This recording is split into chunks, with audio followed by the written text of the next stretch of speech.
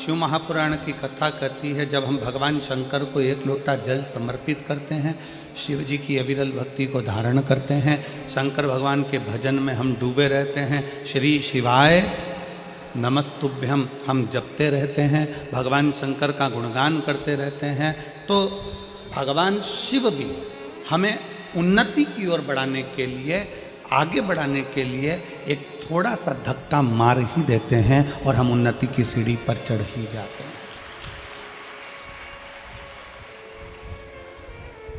मान लो यदि किसी एक लक्ष्य को आप लेकर बैठे हैं,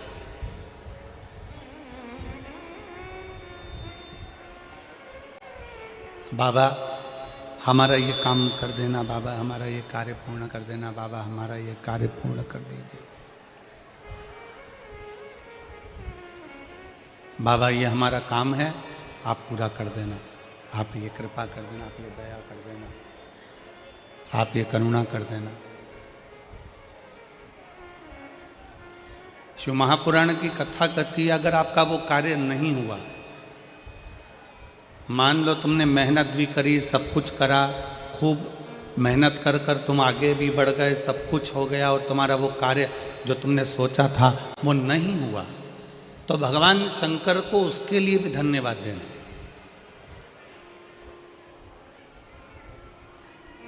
तुम्हारा सोचा हुआ कार्य अगर नहीं हुआ है तो भगवान शंकर को उसके लिए भी धन्यवाद देना कि बाबा हो सकता है कि तूने मेरे लिए और भी कुछ अच्छा सोच कर रखा होगा, इसलिए अभी तूने वो कार्य नहीं होने दिया, आगे चलकर तू जरूर करेगा। हम ये विचार ना करें, हम हमारे मन में ये भाव उत्पन्न ना करें, हमारे मन में ये विचार लेकर ना आए, हमारे मन में हम ये भाव लेकर ना आए कि बाबा ने हमारी नहीं सुनी या बाबा ने हमारे लिए कार्य नहीं किया ना।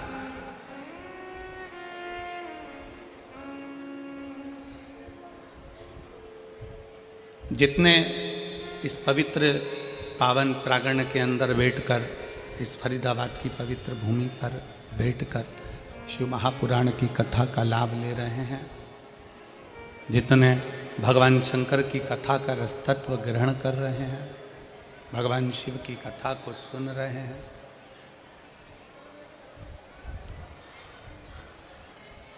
आप अपने मन में एक भाव लेकर आओ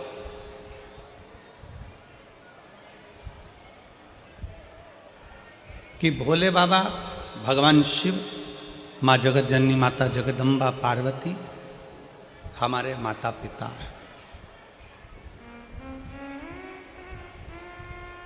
और हम छोटे से एक बच्चे हैं। हम बहुत बड़े नहीं, हम बहुत छोटे हैं। बड़े बने रहने में कहीं ना कहीं तकलीफ हो जाती है, छोटे बने रहने में कोई तकलीफ नहीं। यहाँ जितने बड़े बड़े बैठे हैं ना, जितने यहाँ पर बड़े बड़े अधिकारी बैठे हों, फैक्ट्री के मालिक बैठे हों, जितने पदाधिकारी गण बैठे हों, जितने 2-4 मकान, बंगला, गाड़ी, जमीन, जायदाद के खूब पैसे वाले भक्त बैठे हों, तो उनसे पूछना कि एक साधारण सा भक्त और एक धनपति, दोनों में क्या अंतर है? जो ज़्यादा बढ़ता चले जाता है, मानसिक टेंशन उसको बढ़ता चले जाता है। जो साधारण है, एकदम छोटे से मकान में रह रहा है, अपनी ज़िंदगी मस्त होकर जी रहा है, 2 रोटी प्रेम की खा रहा है, गाड़ी है, धर्मपत्नी, बच्चे अच्छे से पढ़ाई भी कर रहे हैं, सब कुछ अच्छी ज़िंदगी जी रहा है, उसको कोई टेंशन नहीं, वो अपना जीवन जी रहा है।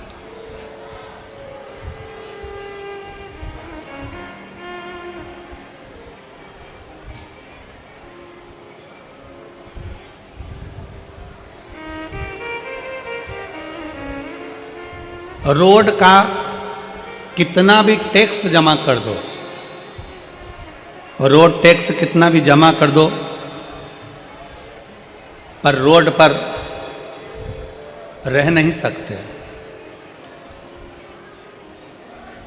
आप लोग जब गाड़ी उठाते हैं, 4 व्हीलर गाड़ी खरीदते हैं, 2 व्हीलर गाड़ी खरीदते हैं या बड़ी कोई गाड़ी खरीदते हैं, तो उसमें रोड का टैक्स जमा होता है। रोड का टैक्स कितना भी जमा कर दो, पर आप रोड पर रह नहीं सकते। आप मकान बनाकर रोड पे नहीं रह सकते, तो आप कहो कि हमने रोड का टैक्स जमा करें, हम तो यहाँ मकान बना के देंगे। हमने रोड का टैक्स जमा करा है, हम तो यहाँ बीच रोड पे हमारी गाड़ी खड़ी करके हम तो यहाँ 4 घंटे तक, 8 घंटे तक, 10 घंटे तक, 12 घंटे, 24 घंटे खड़े रहे। नहीं, रोड का कितना भी टैक्स जमा कर दो पर रोड पर तुम रह नहीं सकते। उसी तरह परिवार, कुटुंब, कबीला और दुनिया के लिए तुम कितना भी कर दो पर तुम्हें कोई अच्छा कहने वाला नहीं मिलेगा। आखिरी में तुम्हें ताने सुनना ही पड़ेगा। तुम रोड का टैक्स जैसे जमा करते हो तो रोड पर मकान नहीं बना सकते। रोड का टैक्स जमा करते हो तो रोड पर तुम रह नहीं सकते। रोड का टैक्स जमा करते हो तो रोड पर तुम अपनी गाड़ी 24 घंटा 36 घंटा खड़े नहीं कर सकते। रोड का भले तुम टैक्स जमा कर दो पर रोड पर तुम मकान बनाकर नहीं रह सकते, रोड पर तुम रह नहीं सकते। उसी तरह संसार के लिए, परिवार के लिए, कुटुंब के लिए, बेटों के लिए, बेटी के लिए, भाई के लिए, बंधु के लिए, सखा के लिए, बहन के लिए, रिश्तों के लिए, नातों के लिए, परिवार के लिए तुम कितना भी करना, अपनों के लिए कितना भी कर लेना, चाहे पराई के लिए कितना भी कर लेना, पर तुम्हारे लिए कोई अच्छा नहीं कहेगा। तुम इस विचार को छोड़ दो, तुम इस मन से ये विचार निकाल दो कि कोई तुम्हारे लिए अच्छा कहे। पर शिव महापुराण की कथा कहती है, रोड का टैक्स जमा करो पर रोड पर मकान नहीं बना सकते हैं। दुनिया के लिए कितना भी कर लो पर अपशब्द सुनने को ही मिलता है। और शिव महापुराण की कथा कहती है कि शंकर को अगर तुमने भूल से भी 1 लोटा अगर जल समर्पित करा है, तुम्हारे मरने से पहले, मरने के बाद की गारंटी तो हम भी नहीं देते और ना हमारा शिव पुराण देता है। यहां तो जीते जी की गारंटी।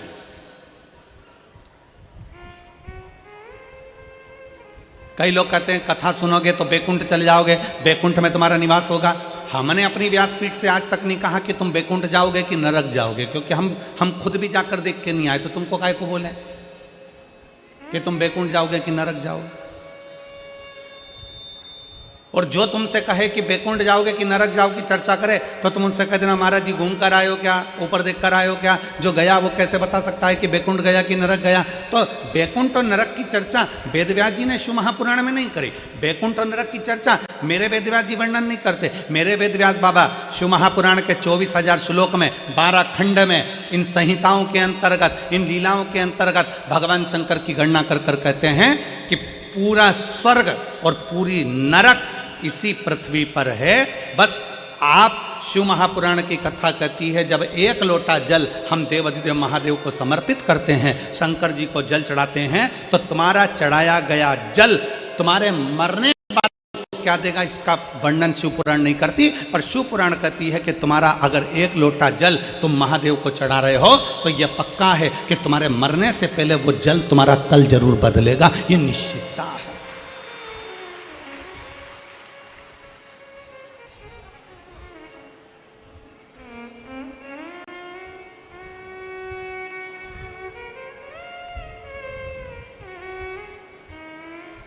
वो जल तुम्हारा कल बदल सकता है।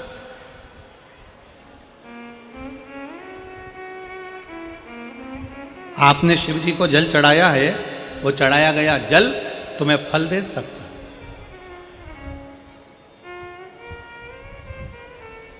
पौधे किस किस के यहां लगे हैं? पौधे, गमला, काय का भी पौधा लगा है, लगा तो है तुम्हारे घर में। पौधे जिन जिन क्या लगे हैं, रोज पानी देते हो कि नहीं देते हो? जम के बोलो जरा, जम के देते हो। फल रोज आते हैं क्या उसमें? जम के बोलो, नहीं। फूल रोज आते हैं क्या उसमें? नहीं।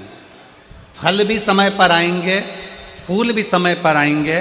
कर्तव्य तुम्हारा है कि पौधे में रोज पानी देना है। फल भी आएगा, फूल भी आएगा, समय आएगा तो फल फूल दोनों प्राप्त होंगे। बस पौधे में पानी डाले जाओ तो फल फूल तुम्हें मिलेंगे जरूर। तुमने पानी डालना बंद करा तो फल फूल तुम्हें प्राप्त नहीं होंगे। उसी तरह शंकर पर 1 लोटा जल चढ़ाए जाओ, चढ़ाए जाओ, चढ़ाए जाओ, मेरा भोले बाबा उसका फल तुम्हें जरूर देगा। थोड़ा समय लग सकता है, निश्चित समय पर देगा, देगा। थोड़ा समय लग सकता है, थोड़ा समय लगेगा।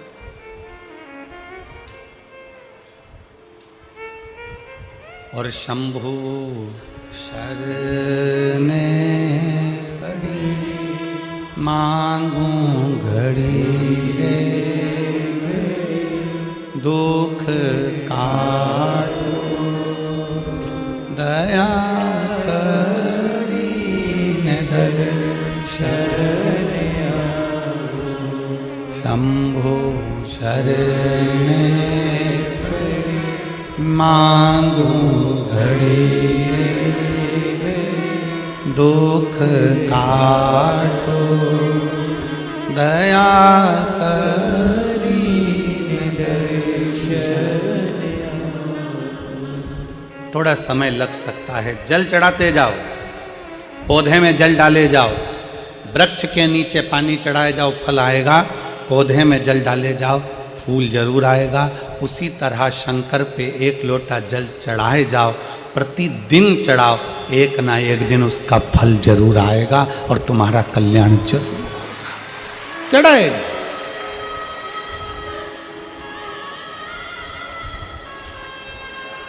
कोई जल्दी बनता है, कोई लेट बनता है।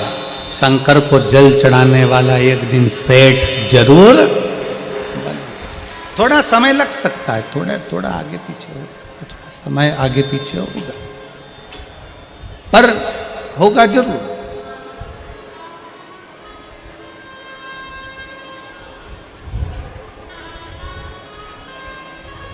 विश्वास है तो शिव है। एक कथा आती है वरकरेश महादेव की। एक कथा आती है वरकरेश्वर महादेव की। और ये वरकरेश्वर महादेव कोई साधारण महादेव नहीं है।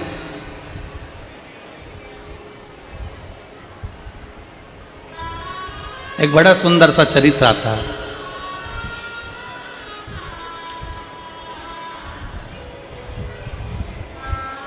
मही सागर संगम।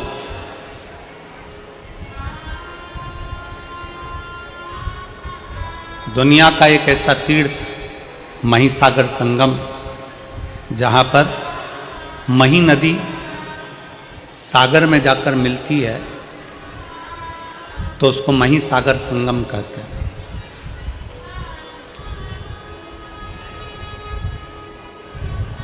ये वो मही नदी जिसको गंगा, यमुना, सरस्वती, कावेरी, क्षिप्रा, सरयू, मंदाकिनी जब सब बैठकर आपस में चर्चा करती हैं और आपस में बैठकर हरि का गुणगान करती हैं, तो मही नदी को प्रकट कर लेती। ये मही नदी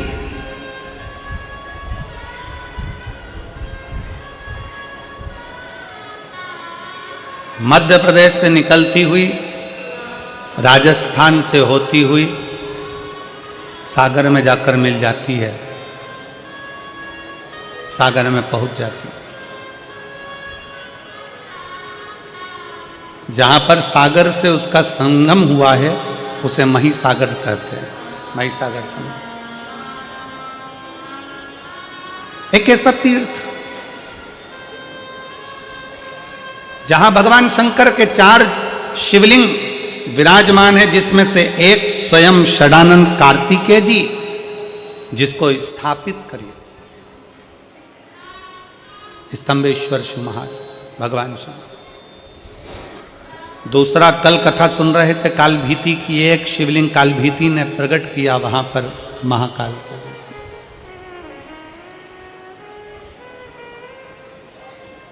एक स्वयं सिद्धनाथ के रूप में, सिद्धेश्वर के रूप में प्रकट किया, और दूसरा है वरकरेश्वर महादेव।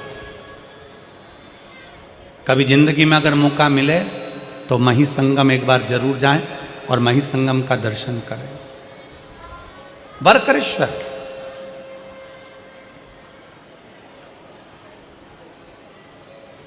गुजरात की पवित्र भूमि पर जाकर ये मही नदी सागर में जाकर समाहित होती है। ऐसा पवित्र भूमि है वहां। महिसागर।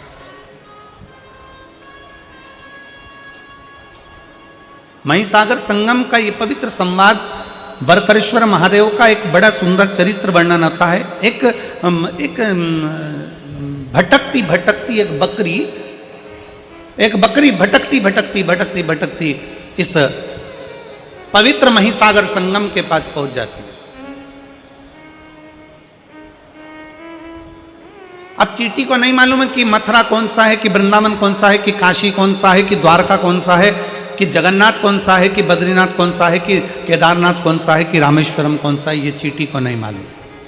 पक्षी को नहीं मालूम कि कहाँ द्वारका है, कहाँ जगन्नाथ है, कहाँ काशी है, कहाँ मथुरा है। जीव जंतु को नहीं मालूम कि कहाँ कौन सा तीर्थ है। केवल एक मानव, मनुष्य, मानव का देह, मानव का शरीर, जिसको मालूम है कि मथुरा कहाँ है, जिसको मालूम है काशी कहाँ है, जिसको मालूम है गोवर्धन कहाँ है, जिसको मालूम है वृंदावन कहाँ है, जिसको मालूम है उज्जैनी कहाँ है, जिसको मालूम है सोमनाथ कहाँ है, जिसको मालूम है नागेश्वर कहाँ है। केवल एक मानव, मनुष्य।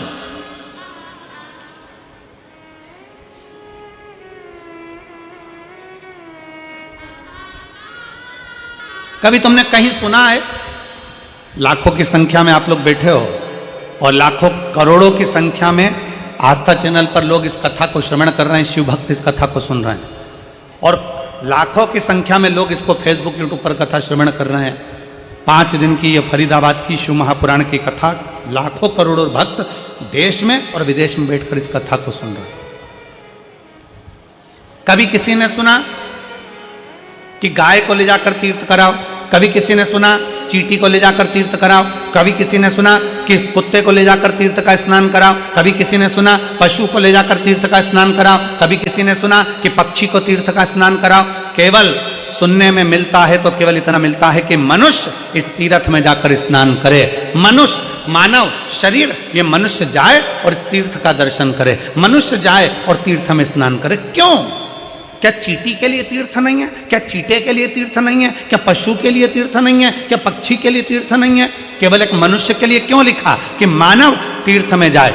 मानव जाए, जाकर तीर्थ का स्नान करे, मानव जाए कुरुक्षेत्र में जाकर स्नान करे, मानव जाए तीर्थ में जाकर दर्शन करे। केवल मनुष्य के लिए क्यों है? तो शिव महापुराण की कथा कहती है पशु पक्षी के लिए नहीं, मनुष्य के लिए तीर्थ का दर्शन, तीर्थ का स्नान, तीर्थ का दान, तीर्थ का भजन केवल मनुष्य के लिए इसलिए कहा गया क्योंकि 83,99,999 योनियां काटने के बाद 84 लाख में नंबर की योनि है मनुष्य की योनि। और मानव शरीर एक ऐसा शरीर है, अगर इस शरीर में वो भजन कर लेता है, स्मरण कर लेता है, दान कर लेता है, पुण्य कर लेता है, कीर्तन कर लेता है, तीर्थ नहा लेता है, तो फिर इसका अगला जन्म नहीं होता। पर जितने जीव हैं, पशुचर, जलचर, थलचर, जितने भी जीव जंतु हैं, ये स्नान करेंगे पर इनकी सुध में नहीं रहेगा कि हमने तीर्थ का स्नान करा। गाय को नहीं मालूम, पशु को नहीं मालूम, कुत्ते को नहीं मालूम, पक्षी को नहीं मालूम कि हमने तीर्थ का स्नान करा, पर मनुष्य को मालूम है कि मैंने तीर्थ का स्नान करा है। तीर्थ का स्नान करा है तो वो मरने के बाद भी ऊपर जाकर भी यमराज के सामने जाकर खड़े होकर कह सकता है कि मैंने कुरुक्षेत्र का स्नान करा था, मैंने यमुना का स्नान करा था, मैंने गंगा का स्नान करा था और तूने मुझे नरक में पटक दिया। वो ऊपर जाकर भी कह सकता है, वो जीवात्मा वहां पर भी बोल सकती है कि मैंने तीर्थ का स्नान करा था। और शिव महापुराण की कथा कहती है अगर भूल से भी, शिव महापुराण का बड़ा सुंदर चरित्र कहता है कि जैसे तीर्थ में पशु पक्षी जीव जलचर थलचर वायुचर को नहीं मालूम रहता कि वो कहाँ है, शिव महापुराण की कथा कहती है अगर भूल से भी अगर कोई कुत्ता, कोई पशु, कोई पक्षी, कोई जानवर, कोई जलचर, कोई थलचर 12 ज्योतिर्लिंग में से किसी एक ज्योतिर्लिंग में अगर जन्म भी ले लेता है तो फिर उसका अगला जन्म नहीं होता, वो जीव उसी जगह से तर जाता है, उसी जगह से तर जाता है। कितना सुंदर का एक गाली लोग दे देते हैं, तुझमें अकल नहीं है, तू स्वान है, तू कुत्ता है, तू गधा है, और लोग लड़ने बैठ जाते हैं। अगर जिसने गाली दी है ना उससे कहो भगवान से प्रार्थना करना, अगर स्वान भी बनाए ना, कुत्ता भी बनाए ना, तो कहीं किसी तीर्थ का बना देना, काशी विश्वनाथ के उस बनारस का, उस विश्वनाथ की भूमि वाराणसी का बना देना। अगर मुझे गधा भी बनाए तो भगवान से प्रार्थना करना कि हरिद्वार का बना देना।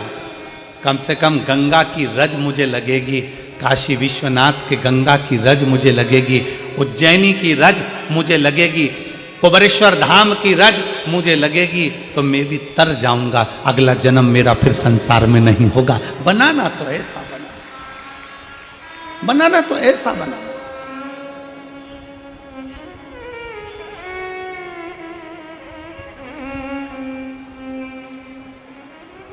और शंभो शरणे पड़ी मांगू घड़ी रे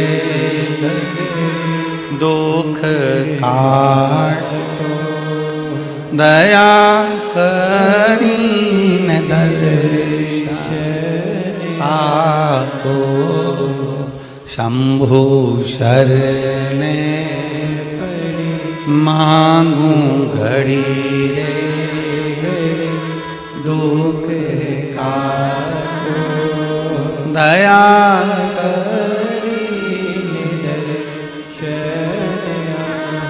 शिव कथा कर रही है, भगवान शंकर का संवाद कर रहा है, शिव महापुराण कर रही है। बकरी को नहीं मालूम था कि ये महिसागर संगम है।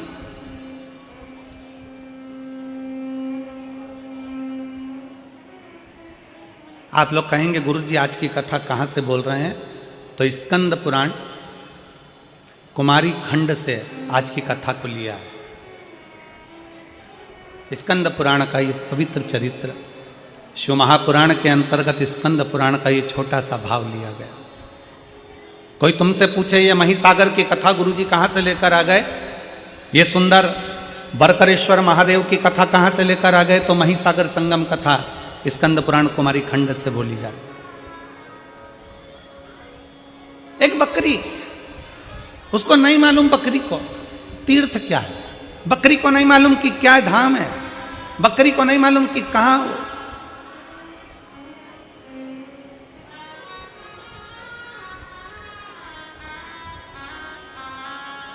शिव महापुराण की उमा संहिता कहती है कि जिस स्थान पर शिव महापुराण की कथा होती है, बाबा भोलेनाथ की कथा जिस जगह पर होती है, जिस स्थान पर होती है, उस स्थान के पास में जितने जीव रहते हैं, जलचर, थलचर, वायुचर, पशु, पक्षी, जानवर, मनुष्य तो छोड़ो, जो जीव भी रहते हैं, शिव महापुराण की कथा कहती है उसका भी अगला जन्म नहीं होता, वो भी तर जाते हैं, वो भी तर जाते हैं। एक पत्र है,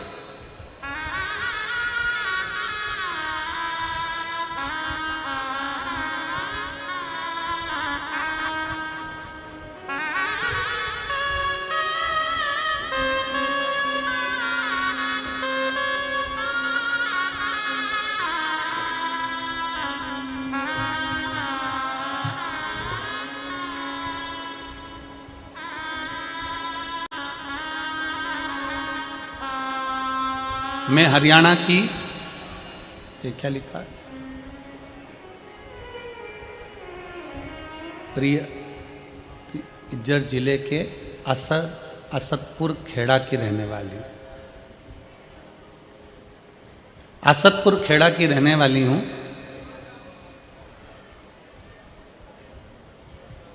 मैं 3 साल से ये पत्र जिसमें दिया है, राम जी का फोटो बना है, जिनने दिया है वो अगर बैठी हो तो हाथ हिला सकती हैं।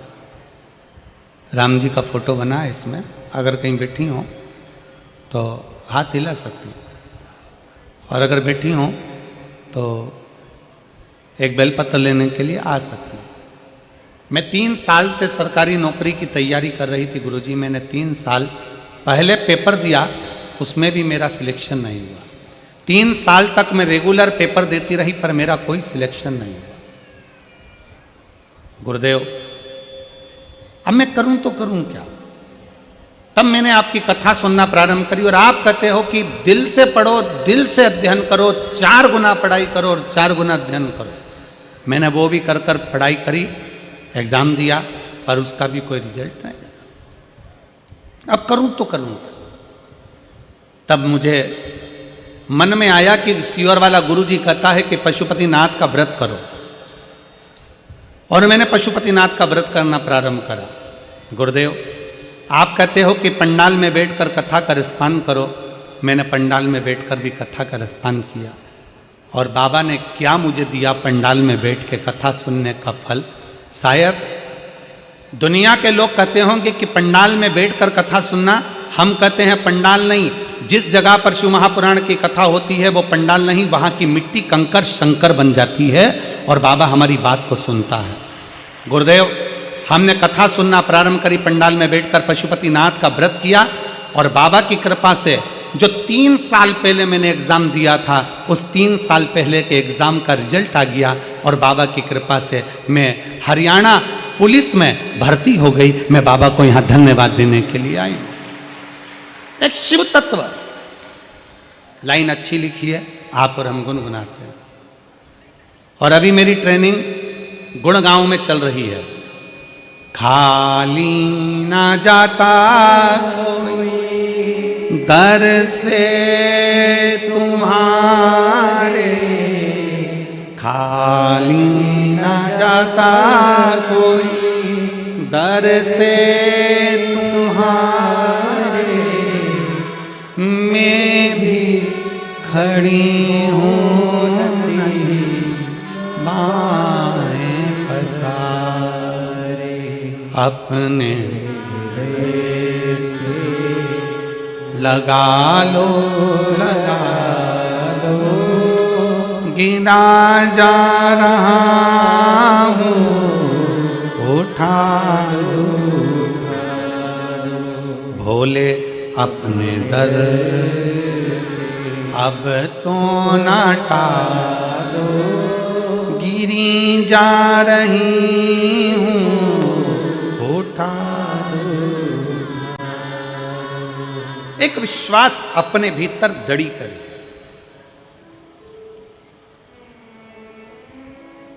एक भरोसा अपने भीतर दड़ी करिए।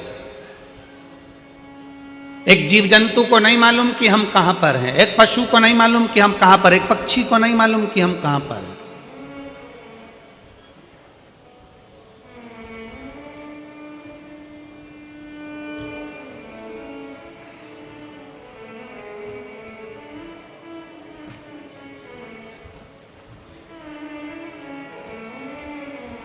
एक सीहोर कुबेरेश्वर धाम पर किसी ने एक कुत्ता का फोटो डाला। शंकर जी पर चढ़ा हुआ दूध बाहर गया और कुत्ता उसको चाट रहा था।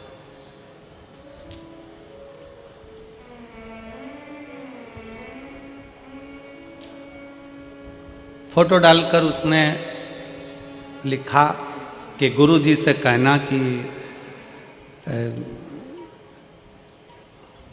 जो दूध चढ़ता है वो कुत्ता बिल्ली पीते रहते हैं, तो गुरुजी ने मंदिरों की सफाई तो करवा ही दी है, पर ऐसा कर दो कि यह कुत्ता बिल्ली मंदिर के द्वार पर ना आए और वहाँ दूध वगैरह ना पिए।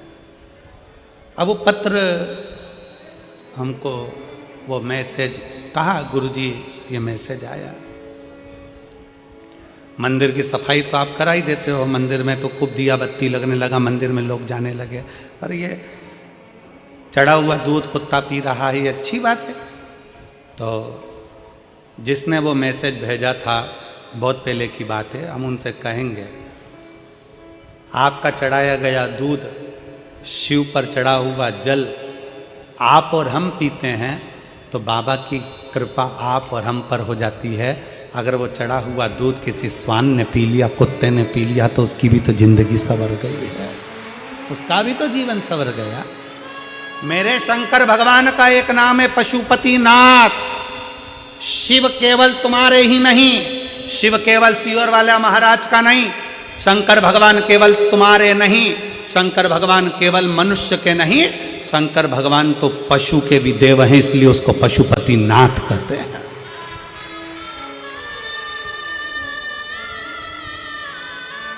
शिव पक्षियों के भी देव हैं। ये जितने पक्षी उड़ते हैं, इनका अगर कोई देव है तो शंकर भगवान, इसलिए उनको श्रम्भेश्वर महादेव कहा जाता है। पक्षी का रूप रखकर भगवान शंकर ने, भगवान नारायण नरसिंह बनकर आए थे और बहुत गुस्सा कर रहे थे, तो पक्षी का रूप रखकर शंकर भगवान ने अपने पंजे में उनको पकड़ा और ले जाकर बद्रीनाथ में अलकनंदा नदी में उनको डाल दिया, नरसिंह भगवान को। इसलिए आज भी जहां पर ताप्ती कुंड है, गर्म पानी जहां पर आता है, उसके नीचे देखोगे तो एक बड़ी सी शिला मिलेगी, वो नरसिंह शिला है। वहां के पंडा जी को पूछना कि नरसिंह शिला कहां है तो बता देंगे। आज भी शिव केवल पशुओं के देवता नहीं, वो पशुपति नाथ हैं। शंकर केवल मनुष्य के देवता नहीं, वो विश्वनाथ हैं। शंकर केवल पक्षियों के देवता नहीं, वो श्रमेश्वर नाथ हैं।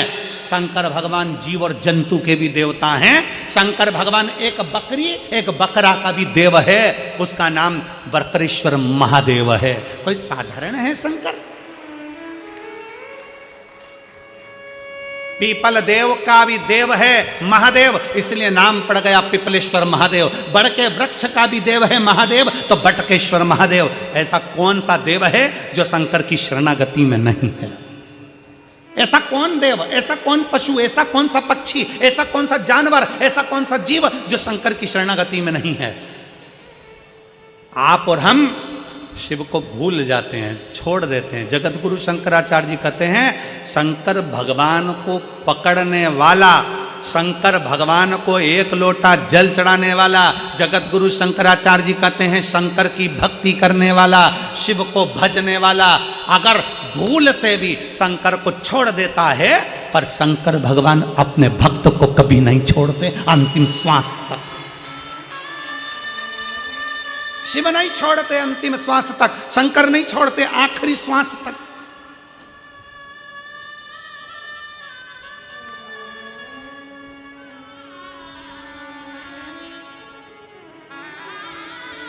और एक रवा भगत की कथा हमारे उज्जैनी में आती है, महाकाल राजा की रवा भगत की कथा। रवा भगत, एक रवा भगत की कथा आती है जो चंबल नदी के पार रहता था।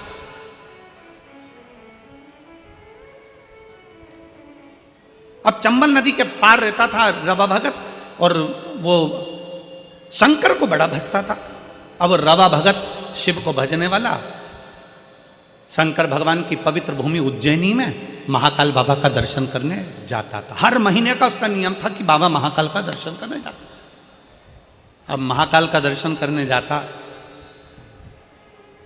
कभी तो उसको डाकू लूट लेते, कभी उसका पूरा धन छुड़ा लेते। रवा भगत शिव जी का नाम लेते हुए महाकाल महाकाल जय श्री महाकाल, जय श्री महाकाल, जय श्री महाकाल बोलता बोलता चले जाता।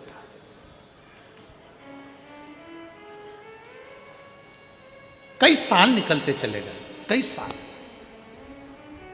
उज्जैनी जाए, अवंतिका जाए, छिपरा नहाए, महाकाल का जल चढ़ाए और महाकाल का दर्शन करे। अब तो महाकाल मंदिर में प्रवेश ज़्यादा नहीं होता, पर पूर्व की कथा है जब तो महाकाल मंदिर में महाकालेश्वर और भक्त, इसके सिवा कौन जाते, लोग जल चढ़ाते और अपने घर चले जाते। छिपरा बिल्कुल महाकाल मंदिर के पीछे बहती थी। अभी अभी छिपरा तो महाकाल मंदिर से दूर हो गई, पर छिपरा महारानी महाकाल मंदिर की दीवार और छिपरा महारानी का बहना एक साथ था, इतनी नजदीक से बहती थी। रवा भगत महाकाल बाबा को जल चढ़ाए, छिपरा जी का जल भरे और महाकाल राजा को चढ़ा दे और चल दे। कई साल निकल गए, कई साल। अब एक बार रवा भगत उज्जैनी नहीं पहुंचा, अवंतिका नहीं पहुंचा, अवंतिका नहीं पहुंचा। 1 महीना पूर्ण हो गया, अवंतिका नहीं आया। ध्यान, रवा भगत नहीं आया। 2 महीना हो गया, रवा भगत नहीं आया। 3 महीना हो गया, रवा भगत नहीं आया। अब तो भोलेनाथ को बेचैनी होने लगी और शंकर भगवान माता पार्वती से कहे, माँ जगत जननी से, पार्वती से,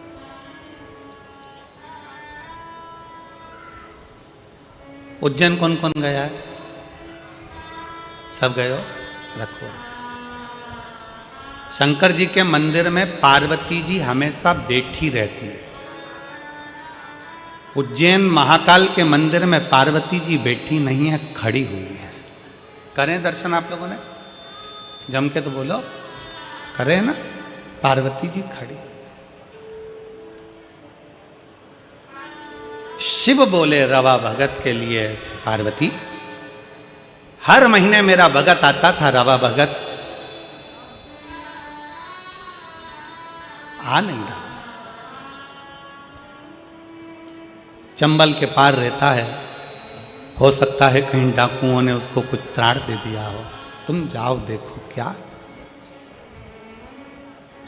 पार्वती जी दौड़कर रवा भगत के यहाँ पहुंची और रवा भगत के यहाँ बूढ़ी का रूप रखकर उन्होंने क्या देखा कि रवा भगत के यहाँ तो खाने के भी लाले पड़ रहा है, खाने के लाले।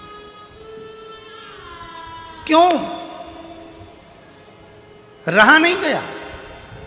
हाथ जोड़कर माता पार्वती जी ने रवा भगत से कहा, भगत जी, ओ भगत जी, पूरे नगरी में कोई दयालु दयार नहीं है, पूरी नगरी में कोई दानी नहीं है, मुझे भूख लगी है, तुम्हारे यहाँ रख लोगे? मेरा कोई है नहीं, मुझ बूढ़ी को तुम कृपा कर दीजिए, अपने रख ली। रवा भगत ने कहा, माता जी आप मेरे यहाँ रहो, मना नहीं है, पर दिक्कत केवल इतनी सी है, मैं थोड़ा सा भी जोड़ कर रखता हूँ, डाकू आक्रमण करते हैं और मेरा पूरा गांव छोड़कर मेरे घर में आक्रमण कर कर मेरा खाने तक का अनाज ले जाते हैं। मेरी पत्नी भी भूखी, मैं भी भूखा, मेरे बच्चे भूखे, तुम क्या करोगे? क्या खाओगी तुम? क्या खाओगे? पार्वती जी ने कहा, मुझे यहां रहने दो, मुझे भी तो देखना है कि क्या हो रहा है।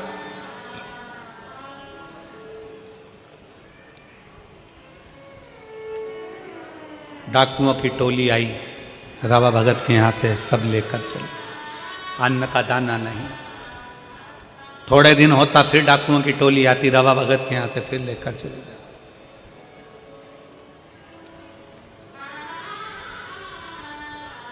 पार्वती जी ने डाकुओं को देखा और पूछा कि भाई इनको कम से कम खाने का तो छोड़ कर जाओ, खाने का तो छोड़ो। डाकू चिल्लाकर बोले, ये वो भक्त है जो हर महीना महाकाल जाता है, ये वो भक्त है जो हर महीना महाकाल जाता है, हमें देखना है कि महाकाल कब आकर इसको खिलाता है, हमें देखना है महाकाल कब आकर इसको खिलाता है, हमें देखना। पार्वती जी मुस्कुराई, कहा अब तुम भी देखो कि महाकाल कब आकर खिलाता है। डमरू बजाता बजाता एक जोगीड़ा डमरू की नाद करते करते बजाता बजाता आ गया। पार्वती मुस्कुराकर बाहर निकलकर उस डमरू बजाने वाले जोगीड़ा का स्वागत करी, मेरे नाथ आ गए। जो आए, डाकू आए, सामान उठाए, वही सामान 4 गुना फिर बढ़ता जा। डाकू बाहर निकले, फिर सामान बढ़ता चले जा। डाकू फिर लेकर सामान निकले, फिर बढ़ता चले जा। बाहर इतना सामान इकट्ठा हो गया कि डाकू उठाने वाले कम पड़ गए, पर सामान कम ना हुआ। आखिरी में डाकुओं ने चरण पकड़ लिए कि महाकाल आकर खिलाकर भी जाता है, महाकाल आता है खिलाकर भी जाता है। अकाल मृत्यु वो मरे जो काम करे चंडाल का, काल उसका क्या बिगाड़े जो भक्त हो महाकाल का। मेरा महाकाल जो नियम बनाता है कि मैं कुबेरेश्वर धाम आऊंगा, मैं उज्जैनी जाऊंगा, मैं काशी विश्वनाथ दर्शन करने के लिए जाऊंगा, मैं महाकाल के दरवाजे पर जाऊंगा, जो नियम बनाता है 1-2 महीना, 4 महीना, 6 महीना, 5 महीना नियम तुम बनाते हो, बाकी के नियम मेरा महादेव निभाता है। अभी कथा में कहा था, शंकर को जल चढ़ाने वाला अगर 6 महीना 1 साल बाद भूल भी जाए, पर शंकर नहीं भूलते, शंकर तो उसको पकड़ कर रखते हैं, शिव उसको पकड़ कर रखते हैं।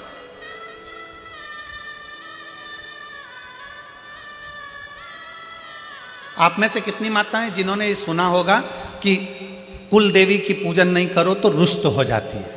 बोलो सुना कि नहीं सुना? अरे जम के तो बोलो।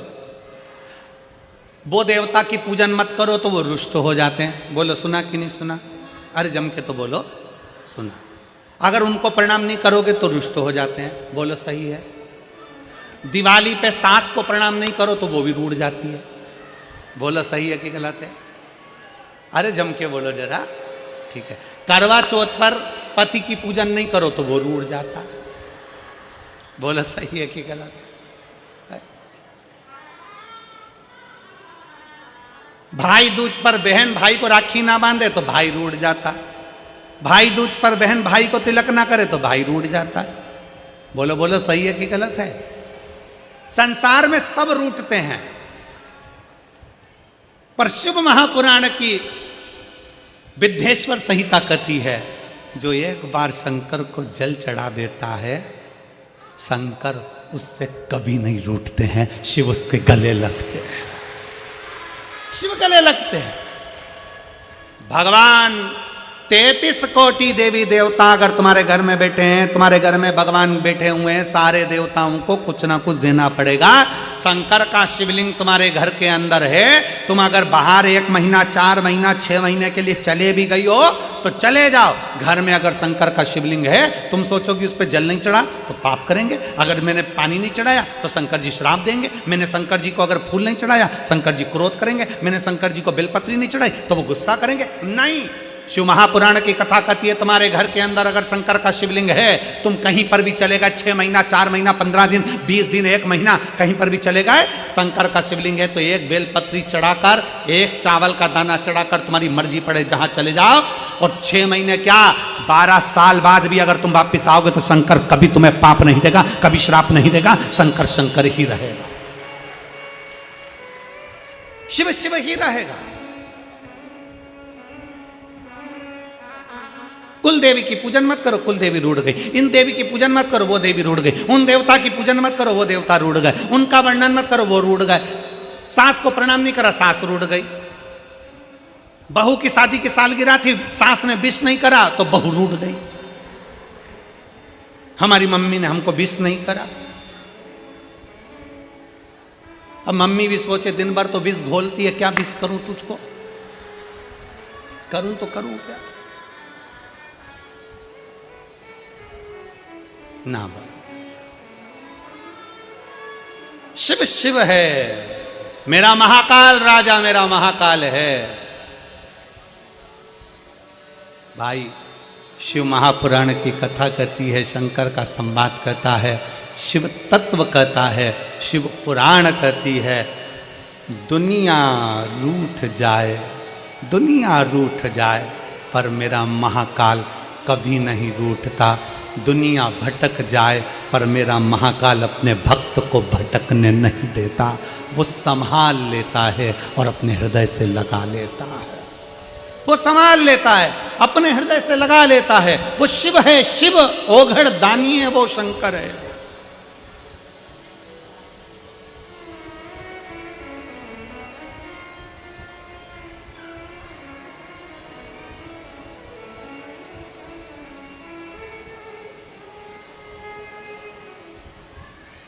वो साधारण नहीं है, उसको पहचानना कठिन है। और अंत समय प्रभु वचन दिया तो निभाना पड़ेगा। आए ना आए प्रभु कुटुंब कबीरा, अंत समय प्रभु आना पड़ेगा। वचन दिया तो निभाना पड़ेगा। अंत समय प्रभु आना पड़ेगा। वचन दिया तो दुनिया रूठ जाए, दुनिया भटक जाए, मेरा शिव तुम्हें भटकने नहीं दे सकता।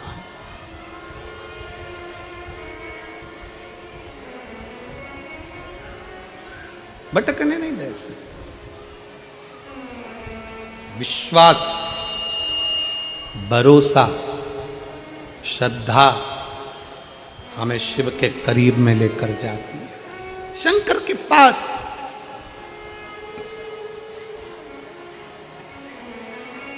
बरकरेश्वर महादेव की कथा कर रही है। बरकरेश्वर महादेव का चरित्र कर रहा है। बकरी को नहीं मालूम कि तीर्थ है, बकरी को नहीं मालूम कि यह तीर्थ है। बकरी तो भटकती भटकती आ गई और महिसागर संगम के तट पर पौधे लगे थे फूल पत्ती के। बकरी प्यासी भी थी और भूखी भी थी, भूखी भी है, प्यासी।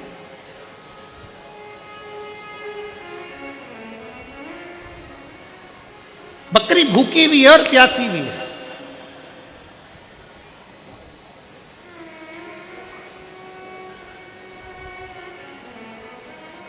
भूख तड़फा रही थी बकरी, प्यास तड़फा रही थी बकरी। दौड़ती दौड़ती बकरी आई और बकरी दौड़ती दौड़ती आकर उसने देखा कि यहाँ बहुत सारे पौधे लगे हुए हैं, उन पौधों में पुष्प भी लगे हैं, पत्तियां भी लगी हैं, मैं खा लेती। बकरी पत्तियां तोड़कर खा रही थी, पत्तियां तोड़कर खा रही।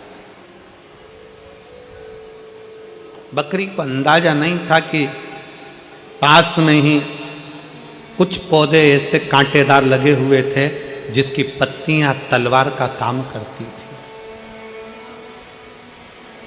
जिसकी पत्तियां तलवार का काम करती थी। बकरी को यह अंदाजा नहीं है।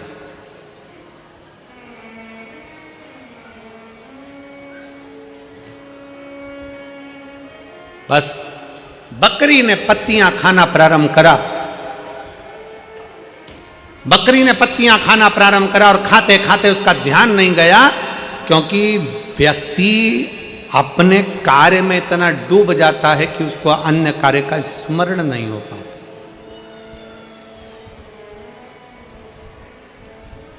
और फिर निवेदन है, अरे मत बुरे कर्म कर बंदे वरना पछताएगा, भगवान की आंखों से तू बच नहीं पाएगा, तू बच नहीं पाएगा।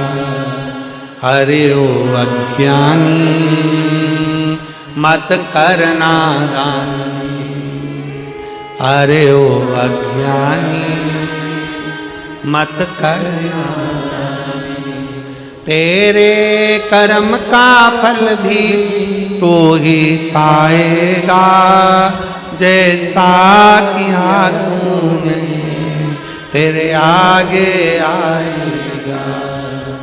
मत बुरे कर्म कर वरना पछताएगा, भगवान की आंखों से तू बच नहीं पाएगा, तू बच नहीं पाएगा। अरे ओ अज्ञानी मत करना, अपने कर्म अच्छे करते चलो।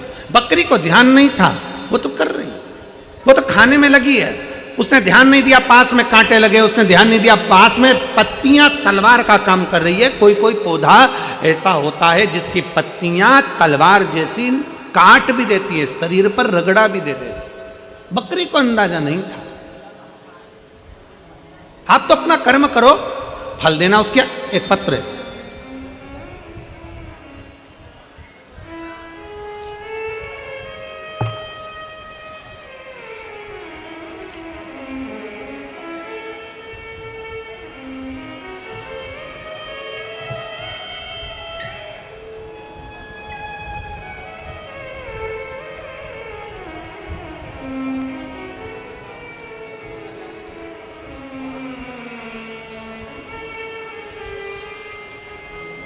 मेरा नाम सुमन पंचाल, डोली, पत्नी ब्रजेश पंचाल, स्थान जवाहर कॉलोनी, फरीदाबाद। बेटी का नाम साक्षी पंचाल, बेटा आकाश पंचाल। मेरा मोबाइल नंबर ये है। आप लोग अगर एलईडी पर देख रहे होंगे या आस्था चैनल पर देख रहे होंगे तो यह नाम सुमन पंचाल कहीं बैठी हो तो उल्टा हाथ हिला सकती हैं, और अगर आई हों तो आप ही हैं, ऐसा हाथ हिला दो एक बार वापस हाथ हिलाओ, ठीक है। आ जाइए, एक बेलपत्र ले जाना। बेटी अगर साक्षी आई हो तो वो भी आ सकती है। एक लोटे जल का सारी समस्या का हल। भोले बाबा का कृपा का क्या मैं वर्णन करूं गुरुदेव। मेरे बाबा ने ऐसा मेरा साथ दिया कि मैं विश्वास नहीं कर सकती। गुरुदेव 10 साल से मेरे गर्भाशय में एक रसोली थी, एक गठान थी। 10 साल से मेरे गर्भाशय में गठान थी, हमको मालूम नहीं पड़ा। समय पर मालूम पड़ा तो वो कैंसर का रूप ले चुकी थी, और कैंसर भी साधारण नहीं गुरुदेव, पूरे शरीर में फैल गया था। कैंसर कहाँ नहीं फैला, हर जगह पर फैल चुका था गुरुदेव।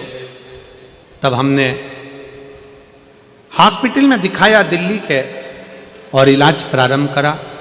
डॉक्टर ने कह दिया कि ये पूरे शरीर में फैल चुका है, क्योंकि ये 10 साल से हो रहा है, तुमने ध्यान नहीं दिया। अब करे तो करे क्या कर सकते हैं। दुखी हो गए। तब डॉक्टर ने कहा कि इसका एक काम हो सकता है कि अभी भी एक चांस से अगर इसका ऑपरेशन कर लिया जाए तो हो सकता है इसमें अंतर हो जाए। तब हमने विचार करा कि थोड़े दिन की दवाई लेकर ऑपरेशन का विचार करते हैं, और तभी हमने डॉक्टर से समय ले लिया और बाबा का पहली बार किसी के कहने पर कथा सुनना प्रारंभ करी और बाबा पर भरोसा करा।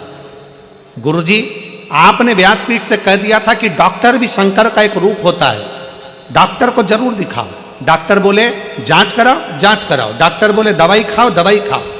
गुरुजी, आप बोलते हो कि डॉक्टर शिव का एक रूप रहता है, तो हमने डॉक्टर को शंकर मानकर, डॉक्टर को हमने नमन कर प्रार्थना कर उनसे भी हमने श्री शिवाय नमस्तुभ्यम बुलवाकर, और डॉक्टर से कहा डॉक्टर साहब मेरे कानों के पास श्री शिवाय नमस्तुभ्यम चलने देना और मेरा ऑपरेशन कर देना। डॉक्टर भी स्वीकार करे, और डॉक्टर को शंकर का एक रूप मानकर हमने ऑपरेशन करा लिया। ऑपरेशन कराने के बाद डॉक्टर ने कहा कि शरीर में तो बहुत ज़्यादा मात्रा में फैला हुआ है, अब बाबा ही जाने और जिस पर तुम भरोसा करती हो वो जाने। हम शिव पर आश्रित हो गए। शंकर का चढ़ा हुआ जल लेकर पीना चालू कर दिया, रुद्राक्ष का जल पीना प्रारंभ कर दिया। गुरुजी, समय तो डॉक्टर ने हमको थोड़े से महीना का दिया था, पर आज बाबा की कृपा से मैं पूरी तरह से ठीक हो गई। मैं बाबा को यहाँ नमन करने के लिए आई। गुरुदेव, दूसरी बात और बताना चाहती हूँ। मेरी बेटी कभी आप पर भरोसा नहीं करती थी, कभी शंकर पर भरोसा नहीं करती थी, कभी किसी मंदिर में नहीं जाती थी, कभी मंदिर में नहीं जाती। उसने गवर्नमेंट जॉब के लिए इतने एग्जाम दिए, पर किसी एग्जाम में बेटी का नहीं हुआ। कई जगह पर बेटी ने पूछा भी, पर सबने जो बताया सब करा, पर बेटी का नहीं हुआ, तो उसका विश्वास खत्म हो गया। जब बेटी का विश्वास खत्म हो गया, तब मैंने अपनी बेटी से कहा कि शंकर भगवान जब मुझे रख सकते हैं तो तेरी भी गोद भर सकते हैं, तू एक बार पशुपतिनाथ का व्रत कर। मेरी बेटी कहती है मम्मी क्यों मुझे नौटंकी करने का बोलती हो, क्या होगा पशुपतिनाथ व्रत करने से, 5 दिया लगाने से, 6 दिया लगाने से क्या होने वाला है। मैंने अपनी बेटी से कहती है तू इतने साल से कर रही है प्रयास, तू एक बार पशुपतिनाथ का व्रत कर। मेरी बेटी ने पशुपतिनाथ का व्रत किया, और पशुपतिनाथ का व्रत कर पहला व्रत जैसे ही पूर्ण हुआ, मेरी बेटी ने एक एग्जाम 2 साल पहले दिया था। बाबा की कृपा से SBI बैंक में बेंगलोर में मेरी बेटी की सरकारी जॉब लग गई। मैं बाबा को यहाँ प्रणाम करने के लिए आई हूँ, और आज मेरी बेटी बेंगलोर में गवर्नमेंट जॉब कर रही है। मैं बाबा को यहाँ धन्यवाद देने के लिए आई हूँ। ये शिव तत्व है, योग घड़ी है। अच्छा,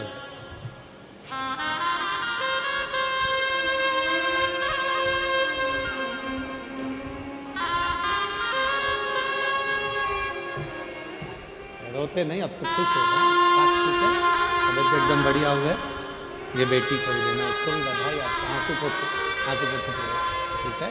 अच्छे खुश होकर जाओ, है शिव कृपा बनी रहे, बाबा बधाई। एक बेटी को भी देना है, काट के लिए। अब ठीक हो पूरी तरह से।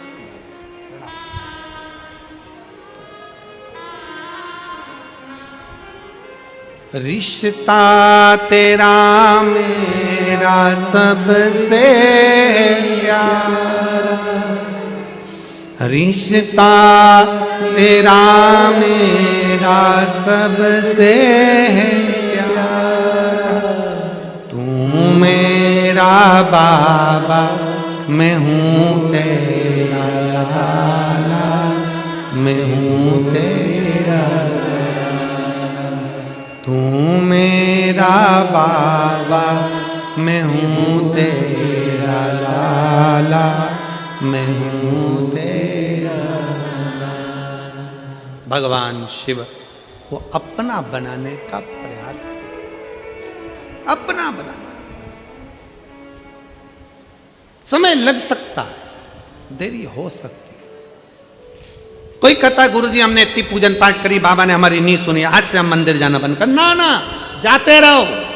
कुछ अच्छा सोचा होगा मेरे शंकर ने, कुछ अच्छा सोचा होगा। घर में दो बहुएं हैं, एक बहू को सास ने पूरा जेवर दे दिया, पूरी प्रॉपर्टी दे दी, और दूसरी बहू को सास ने कुछ भी नहीं दिया, कुछ भी नहीं, कुछ नहीं दिया। और जिसने जेवर लिया, जिसने प्रॉपर्टी ली, उसने निकाल दिया सास को, सास पहुंच गई फिर उसके पास जिसको कुछ नहीं दिया। अब उसको कुछ नहीं मिला, उसने अपने पापा मम्मी से कहा, मम्मी पापा से कहा, पिताजी मेरी सास को मेरी देवरानी ने निकाल कर यहाँ भेज दिया और अब मेरे पास रह रही है।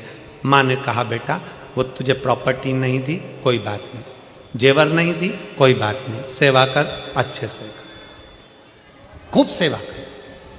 सास ने प्रॉपर्टी एक को दी, जेवर एक को दिए, एक बहू को कुछ नहीं दिया। जिसने प्रॉपर्टी जेवर लिए उसके घर में महल अटारी सब बन गया, जिसके पास प्रॉपर्टी जेवर नहीं थे उसने सास की सेवा करी, सास मरकर चली गई। समय ऐसा आया कि जो प्रॉपर्टी जेवर वाली थी उसके बेटों ने कहीं शेयर मार्केट खेला, शेयर मार्केट में सारा की सारा डब्बा गोल हो गया, और जिसके घर में सास रह रही थी उसके बेटा कलेक्टर और इंजीनियर बन गया। समय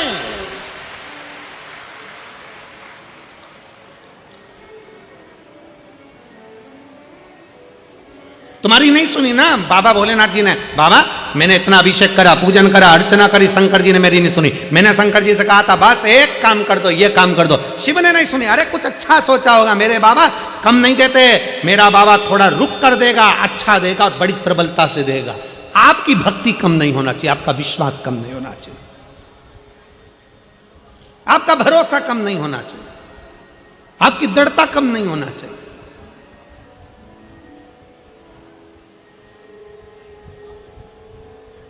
बढ़ाओ अपनी भक्ति को, बढ़ाओ अपने विश्वास को। ठोकर लग रही है ना, लगने दो। गिर रहे हो ना, गिरने दो। तकलीफ हो रही है ना, होने दो। बाबा पर भरोसा रखकर एक लोटा जल चढ़ाना प्रारंभ करिए। थोड़ा अविरल भक्ति को धारण करिए, थोड़ा विश्वास को प्रबल करिए, भरोसा प्रबल करिए। और खाली ना जाता कोई दर से तुम्हारे, खाली ना जाता कोई दर से तुम्हारे, मैं भी खड़ी हूँ नन्ही बाएं पसारे। अपने हृदय से लगा लो, लगा लो, गिना जा रहा हूँ, उठा लो, उठा लो। भोले अपने दर से अब तो ना टालो, गिरी जा रही हूँ, उठा लो। आप उसको साधने का प्रयास करें। शिव मंदिर में जाकर एक लोटा जल चढ़ाने का प्रयास करो। लोटा भर के जल नहीं हो तो 3 बार ताली बजा दिया करो। ये भी नहीं बन सके तो बम बम भोले, और ये भी ना हो सके तो शिखर का दर्शन कर लिया करो। ये भी ना बन सके घर बैठकर श्री शिवाय नमस्तुभ्यम बोल लिया करो।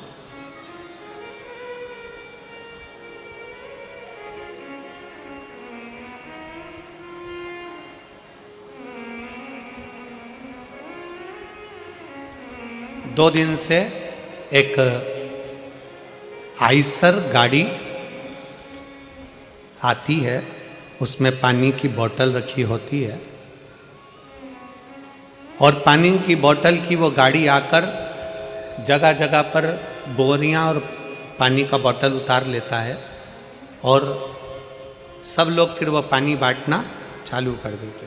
2 दिन से लगातार हो रहा है। तो समिति के जो सदस्य होते हैं इस चीज़ पर बड़ा ध्यान देते हैं। समिति के सदस्य बड़ा ध्यान देते हैं, बिटले सेवा समिति। इतने में पूछा गाड़ी वाले से, भैया ये तुम पानी की बोतल लाते हो, इतनी सारी यहाँ बांटते हो, ऐसी ही पानी की बोतल तुमने हापुड़ में भी बांटी थी, क्यों? कहाँ के रहने वाले हो? उसने कहा हम नोएडा से आए हैं और पानी बांट रहे।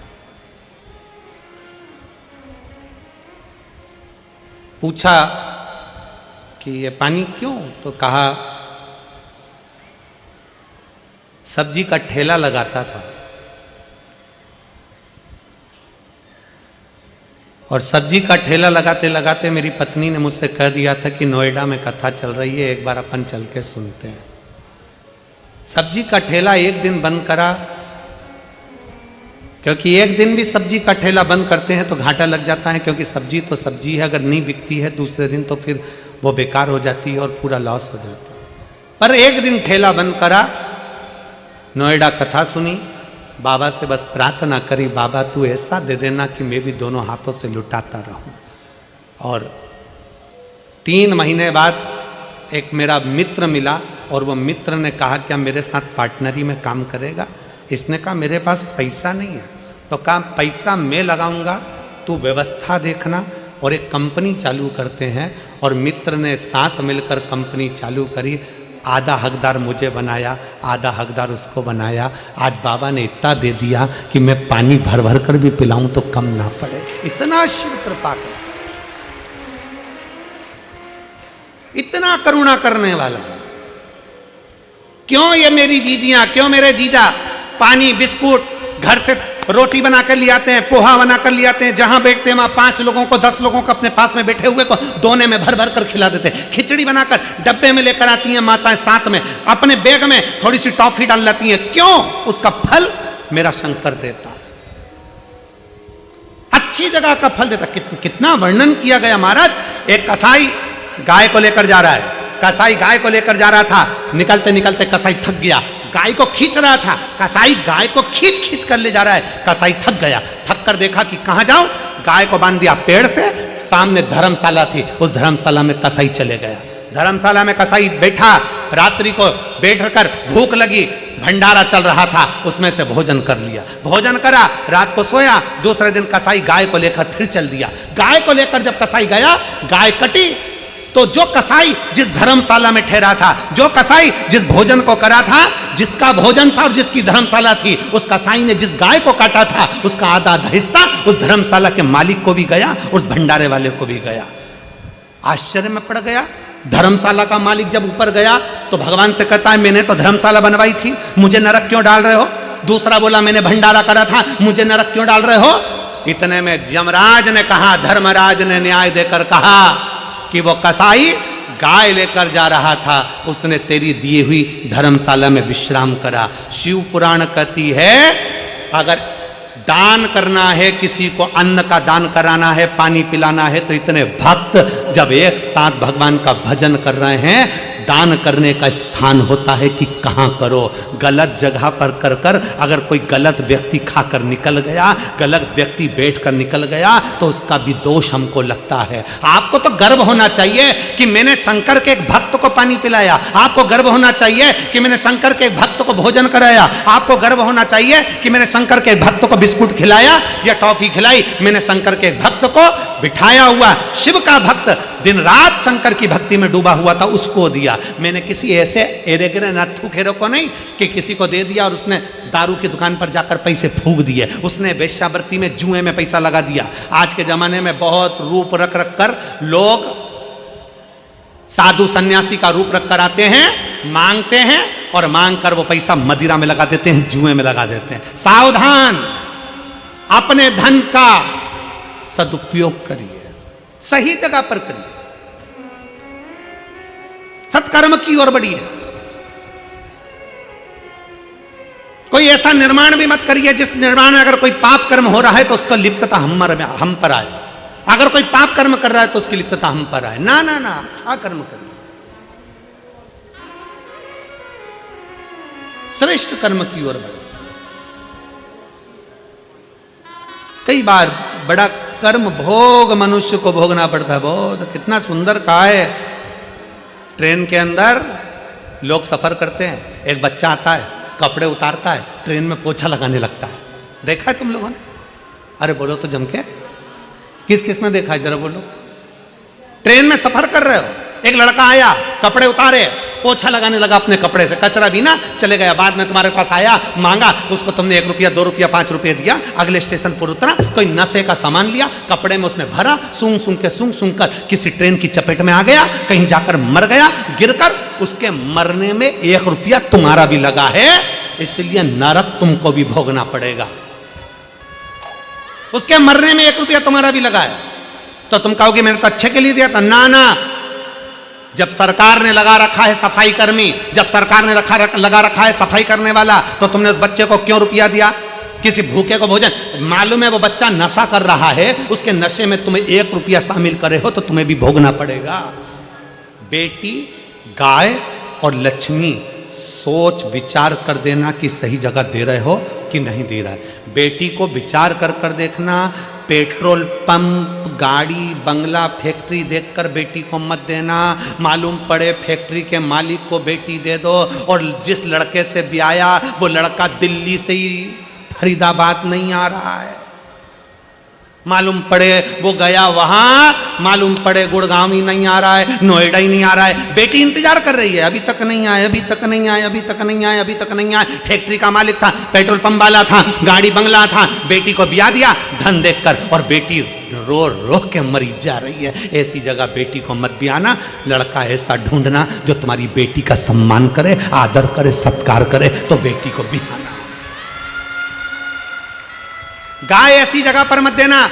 हमारे दादाजी चले गए, पंडित जी को गाय देना है, पंडित जी ने गाय ली, गाय लेकर चले गए, थोड़े दिन तक गाय ने दूध दिया, बांध कर रखा, गाय ने दूध देना बंद कर दिया। पंडित जी के खुद के रहने की जगह नहीं, तो गाय को कहाँ रखें? उनने तीसरे को भेज दिया, तीसरे ने चौथे को बेचा, चौथे ने पांचवे को बेचा। बाद में गाय कसाई के यहाँ चली गई। जब गाय कटी तो जिसने दान करा उसको भोगना पड़ा। और तीसरे नंबर पर है लक्ष्मी। भिखारी के कटोरे में पैसा डालने से पहले विचार करो कि भिखारी कहां लगाएगा।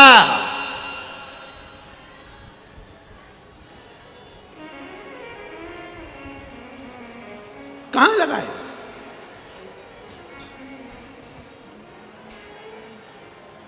हमारे यहां सीहोर में कुबेरेश्वर धाम के प्रांगण के अंतर्गत और कुबेरेश्वर धाम के दरवाजे पर भी भिक्षा मांगना अलाउ नहीं है हमारे। क्यों? क्योंकि उसका नाम कुबेरेश्वर महादेव है। अगर कोई भिक्षा मांगता दिखता है तो मुझसे कहते हैं अंदर भंडारा चल रहा है, 24 घंटे चल रहा है, खाओ।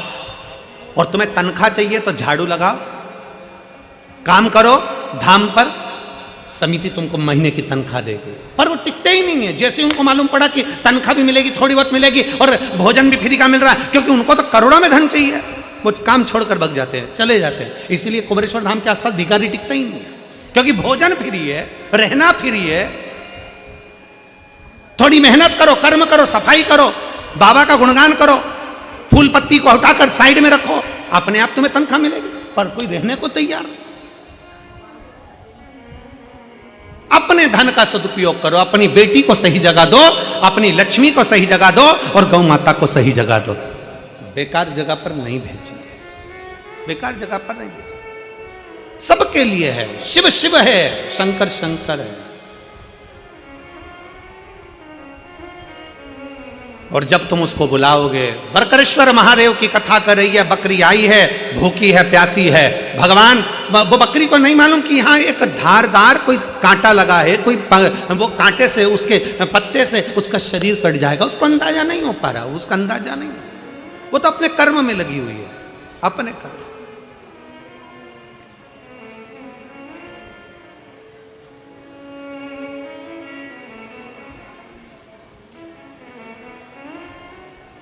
चित्त हट, पर वो भी साधारण नहीं है, देने में पीछे हटता नहीं है। देने में पीछे हटता नहीं।